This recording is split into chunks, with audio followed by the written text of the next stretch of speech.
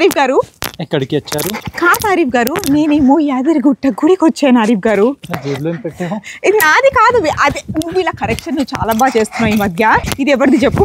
ఇది నీకోసం తీసుకొచ్చాను గిఫ్ట్. కాదు, నువ్వు ఇక్కడ షూటింగ్ లొకేషన్ అని చెప్పి వచ్చావు. నేనేమో స్వర్ణగిరి టెంపుల్ కి వచ్చానండి, యాదగిరిగుట్ట స్వర్ణగిరి దగ్గర వచ్చాను. ఇక్కడ లొకేషన్ నాకు చెప్పలేదన్నమాట.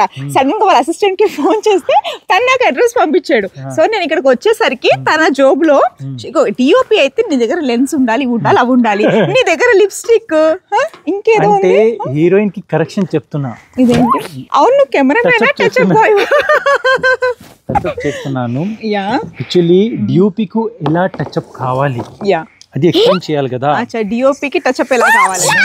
నేనే కాదు, మీ అమ్మ కూడా వచ్చింది, నా పాప కూడా వచ్చింది, మన అపార్ట్మెంట్ వాళ్ళందరినీ తీసుకొచ్చేసాను. ఆరి చాలా బాగా చూసాను. ఇదేనా జీవితం? ఇలా జరుగుతుంది నాతో. ఎందుకు దేవుడా, ఎందుకు?